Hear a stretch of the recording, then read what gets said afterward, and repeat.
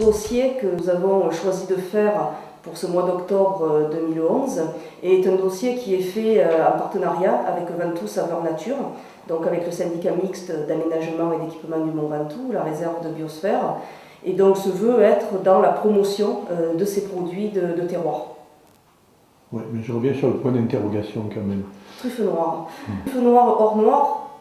Il faut savoir qu'en effet, le prix de la truffe paraît très cher pour celui qui souhaite donc l'acquérir, surtout au moment où nous aimons le manger, c'est-à-dire en période de Noël, au moment des fêtes. C'est le moment où les cours sont le plus haut. Mais il faut savoir qu'une petite quantité de truffe suffit à faire un plat excellent. Avec 25 grammes de truffe, vous faites une superbe omelette et vous allez pouvoir vous régaler finalement au même prix qu'un gigot ou au même prix qu'une bonne pâtisserie.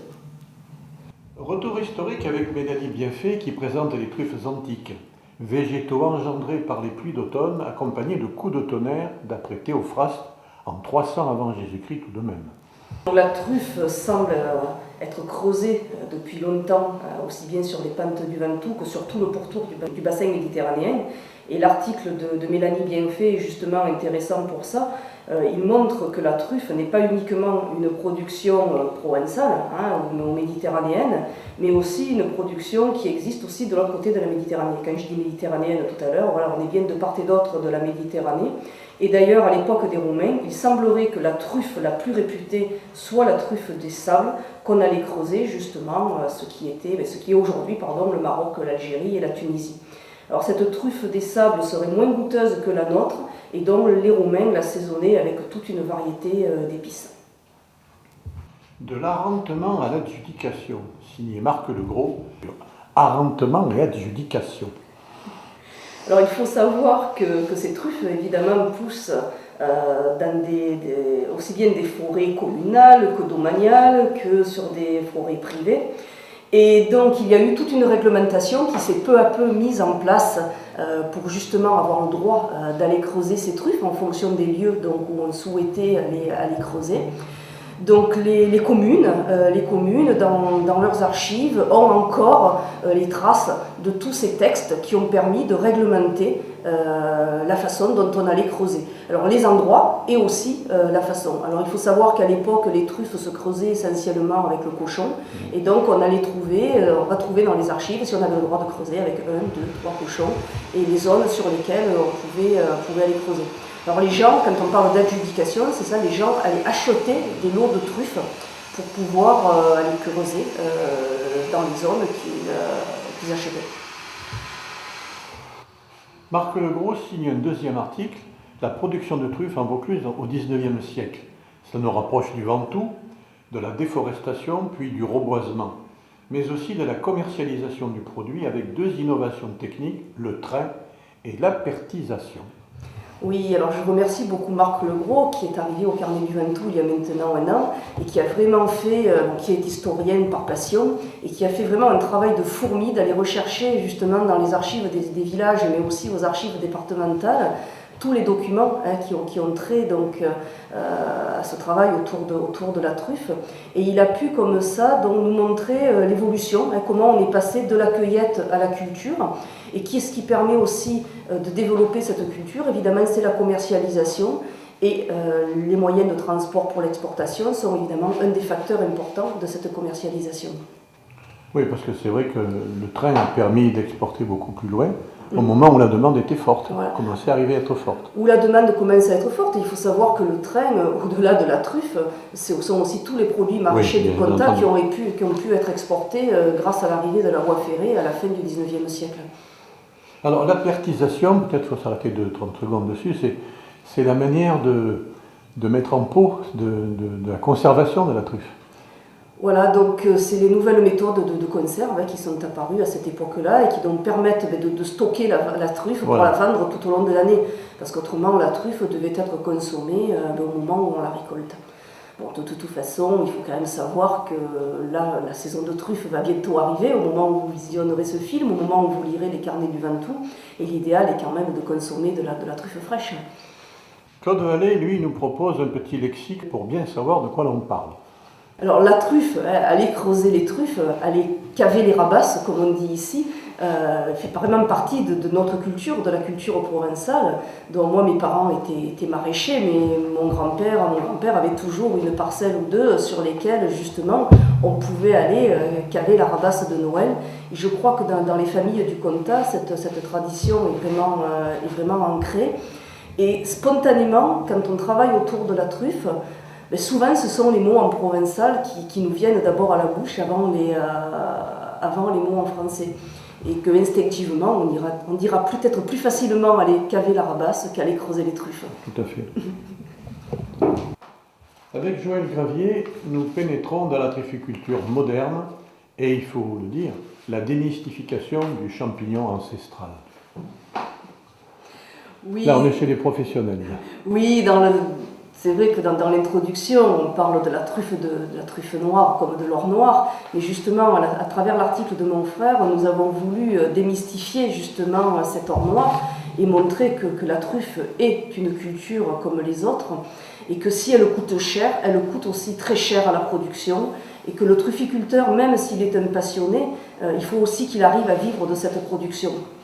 Et que ce n'est pas uniquement au moment où on va être avec le chien sur la parcelle, qui est certainement le moment peut-être le plus excitant, je dirais, hein, quand on est là au mois de novembre, au mois de décembre, au mois de janvier, et qu'on commence à récolter, mais qu'il y a un travail toute l'année.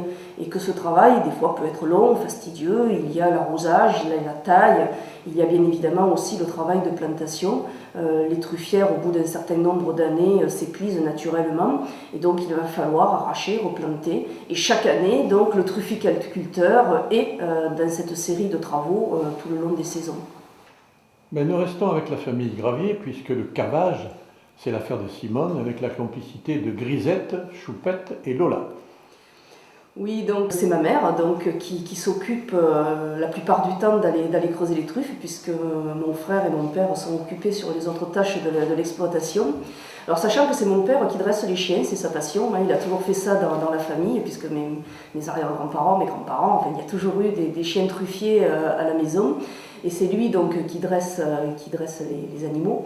Par contre, après, c'est ma mère, c'est maman qui va creuser, qui passe régulièrement sur la parcelle, donc aussi bien l'été pour les truffes d'été, juillet-août, qu'au mois de novembre, décembre et janvier pour les truffes d'hiver. Et donc, 2-3 jours par semaine, chaque chien, l'un après l'autre, elle repasse toutes les parcelles. Donc, au départ, il faut les calmer un petit peu. Et puis après, donc, elles se mettent tranquillement au travail, mais par contre, en fonction de l'âge de la chienne, chaque chienne a un peu ses habitudes, dirons-nous, mais en général, elle va travailler entre 1 heure et 1 heure et demie avec chaque chienne, et quand elle sent que la chienne est fatiguée, un peu moins de passion au travail, elle va chercher la seconde, et comme ça, elle les fait travailler, les trois, les unes après les autres. En Vaucluse, 2 marchés, Richeranche et Carpentras. C'est un article, c'est toi qui le représente. Oui, alors cet article, j'ai essayé de le faire le plus objectif possible, sachant qu'il y a plusieurs modes de commercialisation de la truffe. Traditionnellement, il y a toujours eu les courtiers. Les courtiers, donc, ce sont les négociants qui passent dans certains secteurs, qui passent chez les familles, récupérer la récolte de la semaine.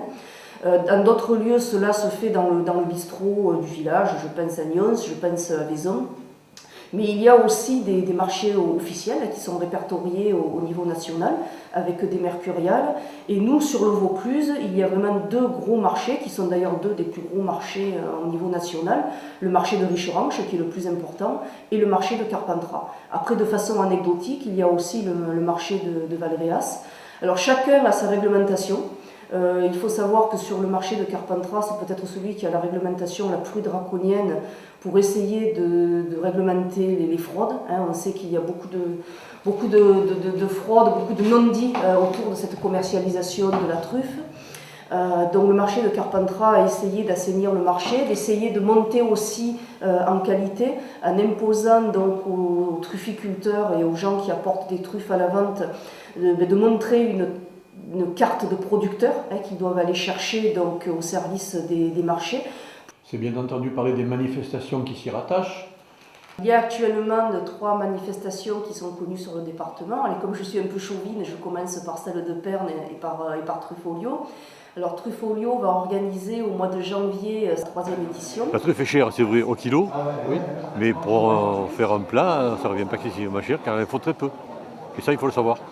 Oui. Et bien sûr. Là, il y aura des dégustations d'omelettes à 5 €. Salé, poivré, comme il faut. Ça y est. Là, c'est pour 2 alors. Donc, le muscat, c'est aujourd'hui le muscat de bord de l'Union. On en a parlé tout à l'heure. C'est un monsieur qui a parlé aussi du muscat de bord de l'Union. l'essentiel, c'est que la poêle soit bien chaude. Sinon, Démonstration de cavage. Vous avez évidemment les producteurs qui sont là et qui vendent donc leur production. Vous avez aussi des conférences, des animations autour de la truffe. Pour Carpentras, la truffe fait son festival. La manifestation dure là aussi un week-end. Et vous avez des grands chefs qui viennent préparer donc, en direct devant le public des plats à partir de truffes qui ensuite peuvent se déguster. Et j'ai découvert des produits, j'ai découvert tous les dérivés de la truffe, j'ai rencontré des trufficulteurs, j'ai appris qu'il y avait des glaces à la truffe, des chocolats à la truffe. Et je dois dire que j'ai vraiment apprécié la saveur très particulière et très concentrée, très puissante de la truffe du comtat vénessin. Je dirais que celui de Richerange est beaucoup plus ancien, avec la messe de la truffe.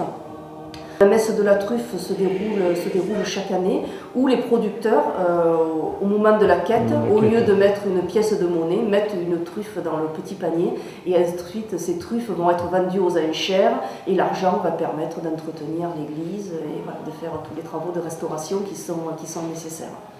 Pour terminer, Nicole et Pierre Faton nous emmènent à Monnieu, où la truffe est dans tous ses états, avec Alain Gabert, Manu Lopez et le musée de la truffe. Voilà, nous ne pouvions pas parler de truffes sans aller rencontrer un restaurateur qui se soit spécialisé dans la cuisine autour de la truffe.